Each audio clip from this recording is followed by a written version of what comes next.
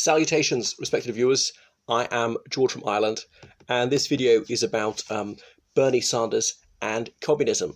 So it's between Bernie Sanders and Joe Biden to get the nomination for the Democrats in the United States for this forthcoming presidential election. And the usual accusation is being hurled at Bernie Sanders that he's a communist. Now, that's a branding reproach in the United States of all places. So Bernie Sanders has been a member of the Democratic Party for decades. He's a self-proclaimed socialist as well. He doesn't perceive those to be incompatible. And he has never said he's a communist or been a member of any communist organization. So it's a slur on him. Now, he doesn't hurl back branding reproaches, calling people fascists on the other side, and that would be inaccurate in most cases. So this word communism is used as a stick with which to beat anyone in the United States who wants to tackle poverty.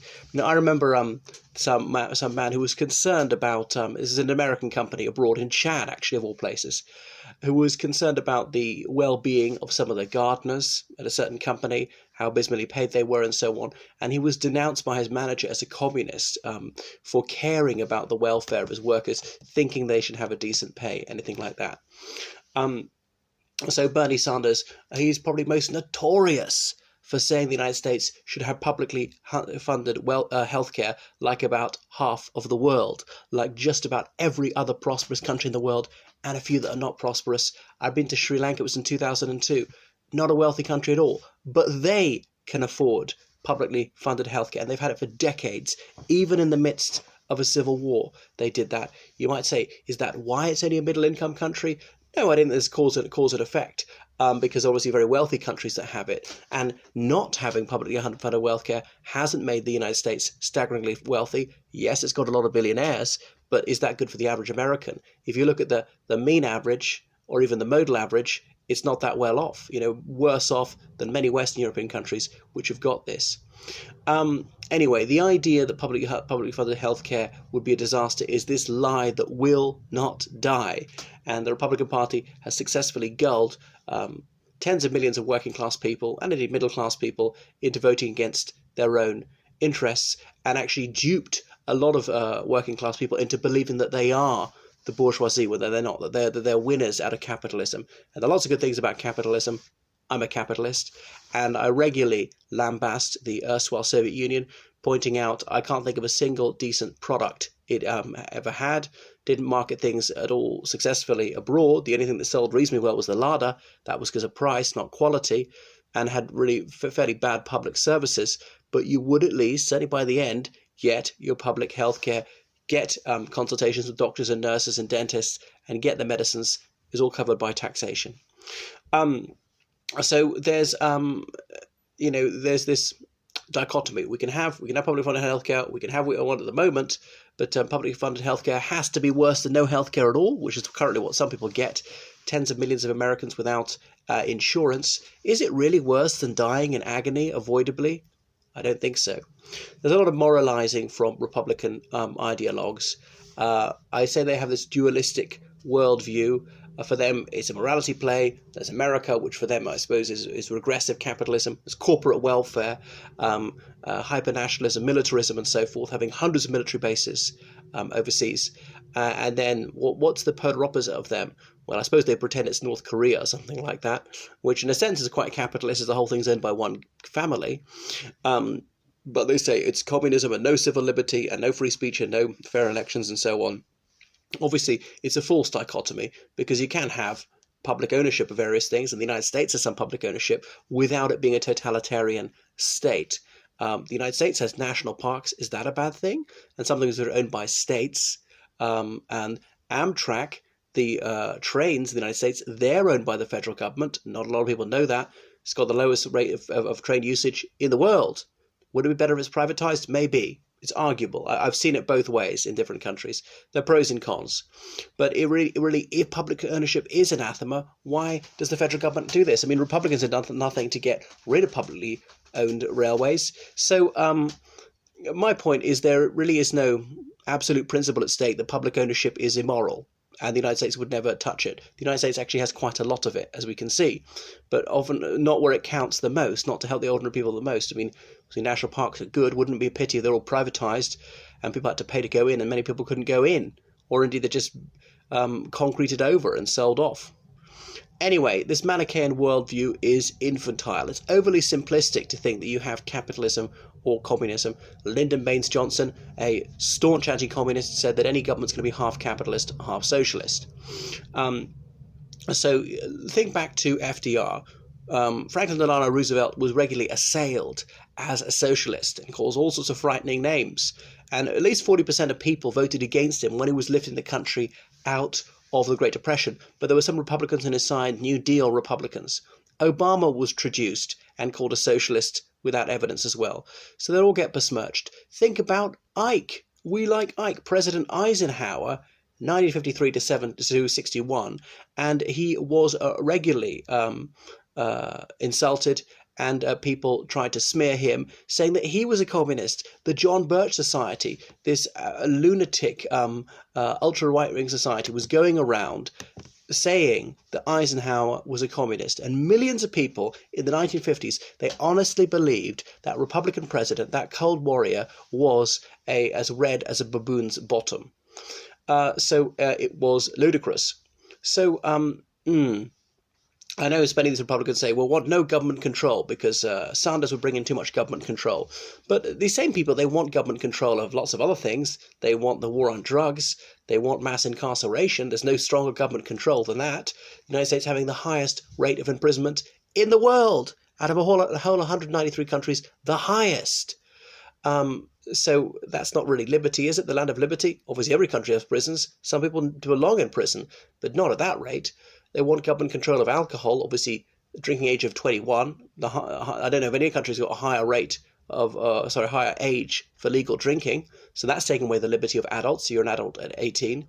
And some dry counties, I know that's a county issue, not a federal government issue. And I know obviously the drinking age is a state issue, but nevertheless, Republicans seem to support that without exception.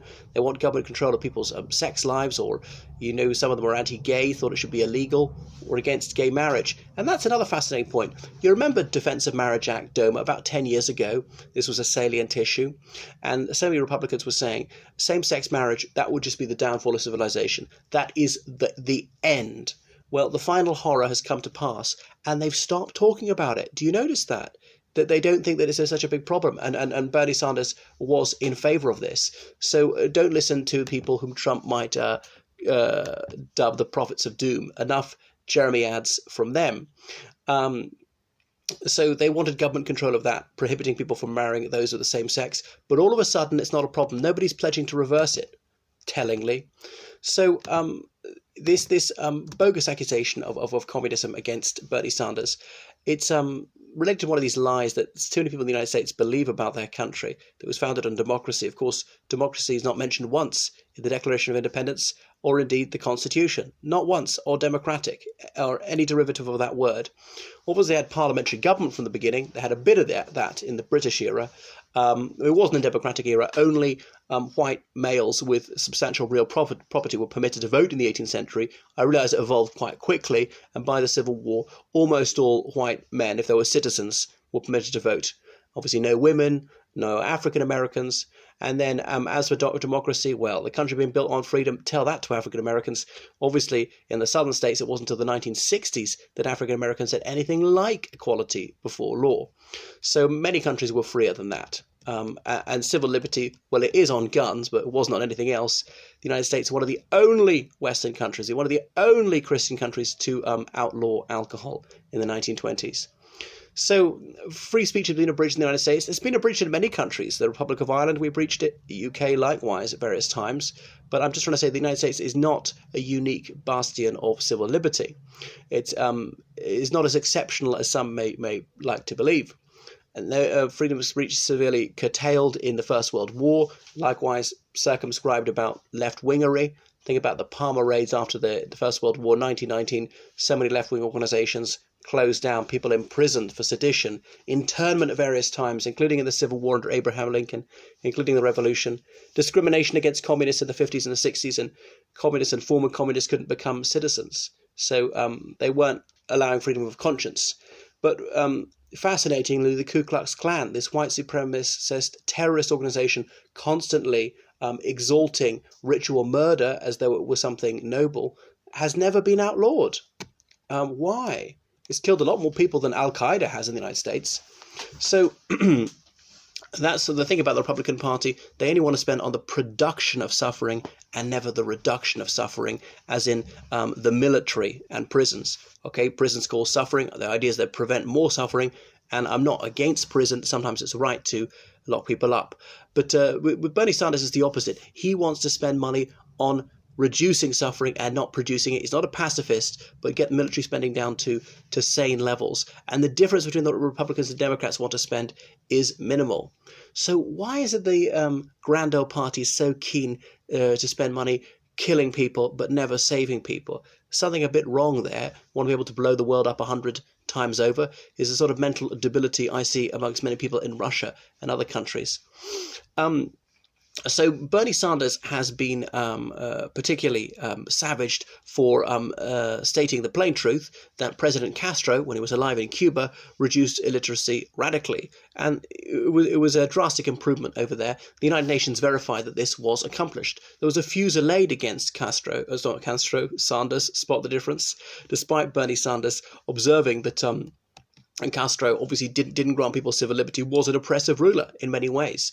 But he still had some achievements. We've got to hand it to him. There were many capitalist dictators in Latin America, particularly those ardently supported by the United States, who people like Kennedy or even up to Reagan praised effusively, who didn't allow any civil liberty, stuffed the jails with political prisoners, had completely fraudulent elections, used torture on a wide scale on all the rest of it, killed people without trial, but didn't do anything about literacy or nutrition, or any poverty reduction programs. So Castro at least had this saving grace, or what could I say, some virtues. So we could contrast what was going on in Cuba with the high literacy rate in many capitalist countries in Latin America into the 1980s, like, say, Nicaragua, which as recently as the 1980s had majority illiteracy. What Castro did for gender equality, promoting women to high positions, and racial equality. The first black person in space being a Cuban, setting his face against racism as rebarbative. And there's a lot to castigate Cuba for as well under Castro, and even to this day they don't have full free speech and they don't have proper elections. So the United States had a fairly cordial relationship with apartheid South Africa. So did the UK. With the USSR opposed colour discrimination. I know the Soviet Union wasn't completely innocent and there was racism there. At least it wasn't by force of law. And I've been to the erstwhile Soviet Union and encountered some of those rebarbative racist attitudes. But there's this false dichotomy which is presented to us so often, that capitalism is liberty, which it sometimes is, and that socialism is oppression. Now, the so-called scientific socialism, the Soviet kind, yeah, it is oppressive, and it's got a few virtues as well. But capitalism is not necessarily emancipating. Sometimes it is as good that you can buy and sell what you want and go where you want, but you can still be living in a dictatorship in other regards. You could still be earning just an unlivable salary. So Bernie Sanders is so often slandered. He's assaulted partly by his own party too, and people are trying to police political conformity.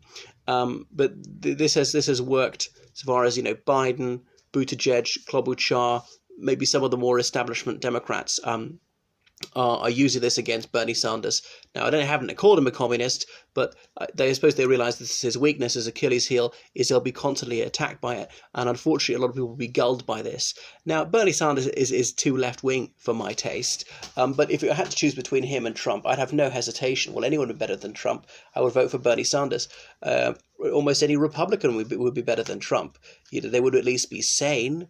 They would at least know something. They would not be totally delusional about their abilities and their level of knowledge. Trump thinking he'd be a fantastic doctor, that he knows so much about coronavirus, when, of course, he's a blithering idiot who can scarcely string a sentence together. He's ungrammatical. What a fool. What a disgrace. Anyway, so the thing is, the other candidates who are outright capitalists, they're not asked to account for every capitalist tyrant who's ever existed. for, let's say, General Pinochet or Trujillo in the Dominican Republic, or who can I think of? Well, do I have to say Mussolini? I mean, there wasn't much state ownership under him. Private enterprise was allowed there, or Franco, or Adolf Hitler, or I can't think of whoever they were, or Mobutu Sese Seko. I could be here all day reeling off names, or Suharto in Indonesia. Well, you believe in the same economic system, so therefore you are responsible for millions of deaths. Now, having said that, what Sanders wants, he wants some public ownership, some publicly owned services. He doesn't want to abolish free ownership. You can still have companies, you can still own your house, you can still make a profit. So he's not a communist, he's a democratic socialist. He wants the United States to pursue policies, something like what you see in Canada, for example. It's not the end of the world. Many Americans would go and live there. It's not so different. It's just better in almost every regard. Or what you'd see in France or the Netherlands or Sweden or the most highly developed countries in the world. Look at the Human Development Index, these Scandinavian countries right at the tip top. And yes, it is a bit harder to be a billionaire. There are billionaires in these countries, but not so many proportionally. So the inanity of these accusations against Sanders should be plain to see. The imputation being, if you want to do anything to alleviate the suffering of your fellow Americans, then you must be Stalin. This is scurrilous. Stalin, who was not trying to reduce the suffering of his people, and indeed willfully starved millions of his people to death, as well as enslaving millions of them, and certainly directly murdering hundreds of thousands of them. Some of them with a completely farcical trial before a kangaroo court. So Sanders, it's only things that the communist is not. He's pro-religious liberty, not particularly religious himself, doesn't pretend to be. He's a capitalist himself. He owns property. He's quite rich. He's got over $1 million. He's not against free speech. He thinks people have the right to move around the country from one country to another, welcome immigrants, whereas communist states tend to be very strictly controlled. You had to get permission to leave the country, and only a trusted communist would be allowed abroad for fear that you wouldn't come back if you weren't loyal to the regime. So he's been a stalwart supporter of gay rights for decades, long before it was fashionable. Now, all of which communist governments are opposed to. Castro's Cuba was oppressive towards homosexuals. So there is this customary right of excoriating communism. Haven't seen it very much in recent years in the United States, because the Cold War is over quite some time ago. They talk about this new Cold War, but it's not ideological. Moscow does not espouse Marxist-Leninism, which was clearly a failed ideology. So and talking about communism here is a canal. It's a diversion from unfairness in the United States, from structured inequalities. If you grow up penurious, you're not going to have decent access to healthcare as a child, especially Medicare and Medicaid being cut back so much in recent years, and third level education. The top colleges are eye-wateringly expensive. I know they do needs-blind admissions, much more difficult to get in if you don't have much money. Even then, you might be taking on a huge amount of debt. And on and on. And Elizabeth Warren has published books on this and how the whole system is loaded against the working class.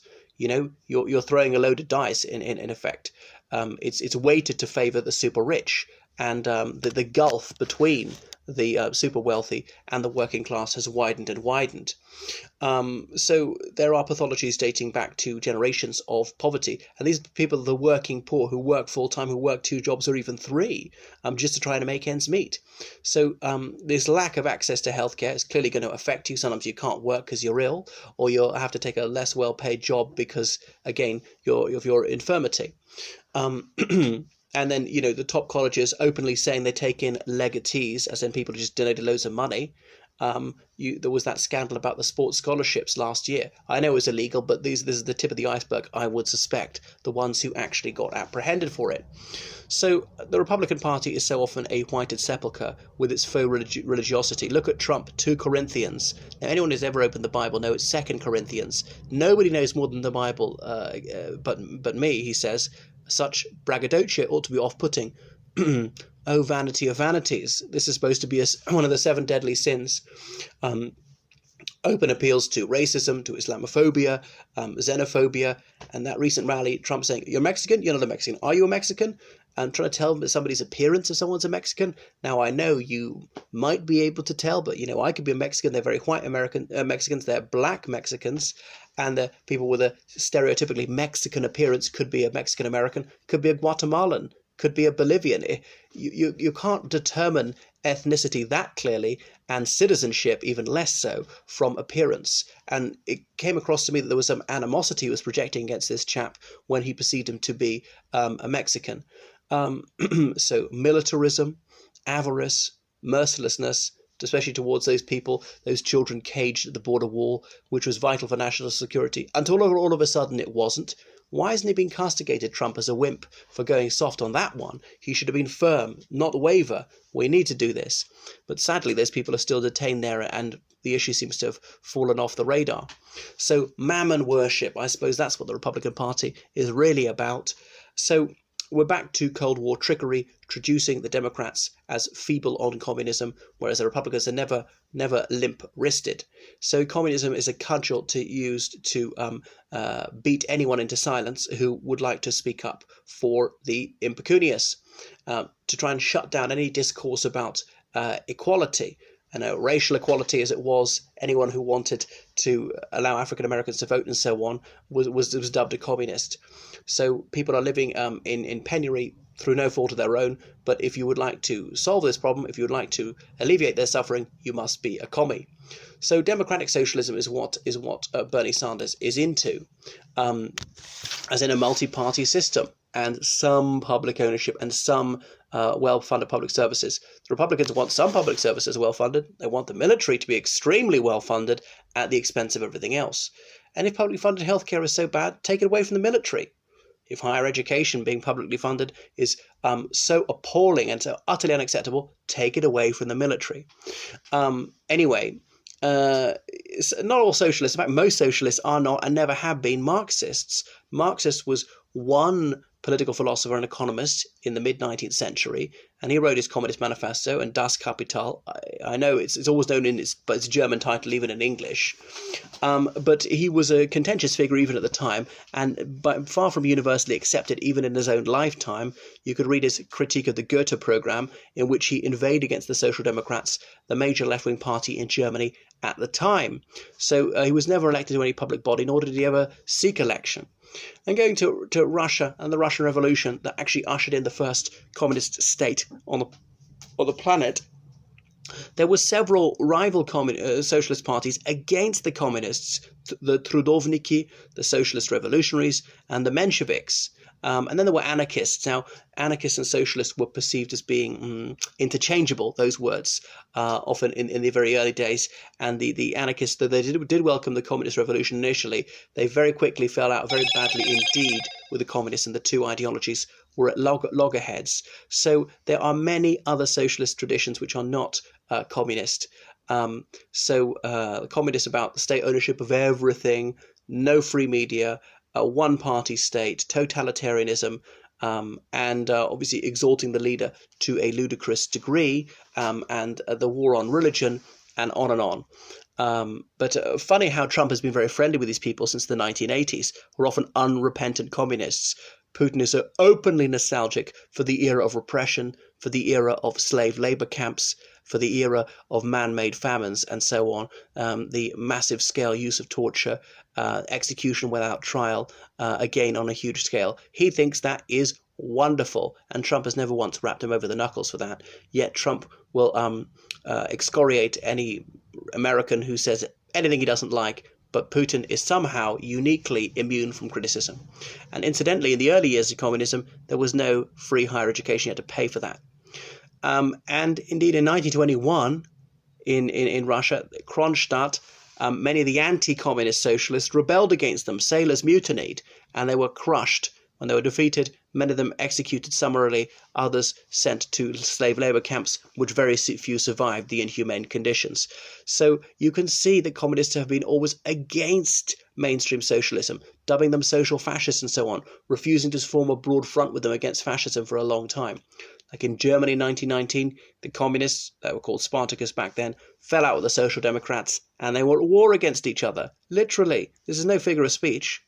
So, anyway, Bernie Sanders, he's a bit more like the Labour Party in the UK or the Republic of Ireland, Partij van de Arbeid in the Netherlands, the Labour Party in Australia, Social Democrats in Germany and Austria, the socialists in Spain, Democrats of the left in Italy. These are the parties he would view as his ideological kindred. Who are the soulmates of the Republican Party? I'm not sure. Probably nobody's quite so capitalist as the Republican Party in the US, except they want subsidies for the rich, subsidies for certain farmers. Why is that not disgusting? Why is that not unethical? For some reason, that's okay because it's important. They're an important vote bank for the Republican Party. So Sanders doesn't want public ownership of everything by any means.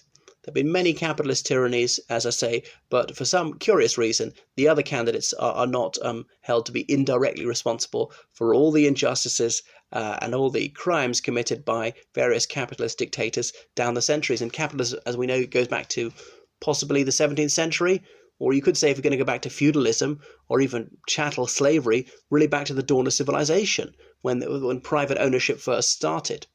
So Sanders' policies of publicly funded healthcare, they were implemented by communists like Margaret Thatcher or like Brian Mulroney or like any mainstream politician in almost anywhere else in the Western world, like publicly funded healthcare.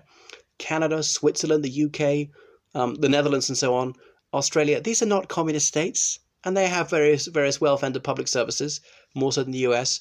So communism is this word which is used to bludgeon people who dare to speak up for environmental protection or some decent public services. So expect to hear a lot more anti-socialist tirades if Bernie Sanders wins. And I don't agree with him on everything. I don't agree with them on this transgender drivel, and I agree that he should avoid traveling by plane when he can, especially private plane, and he should give away his wealth to the poor, practice what he preaches. But none of that means that some of his key policies are wrong, even though he doesn't live up to his own standards sometimes, even though he's hypocritical, he's flawed. So Trump is the master of vitriol. Is Sanders too left-wing? Would that lead to the Democrats losing who is the candidate? I think it would, actually, sadly. There we are. So please support me on Patreon, on PayPal, and georgecallahan79@gmail.com. You'll find me there on PayPal.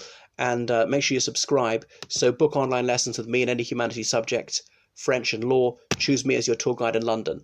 Right, toodle pip.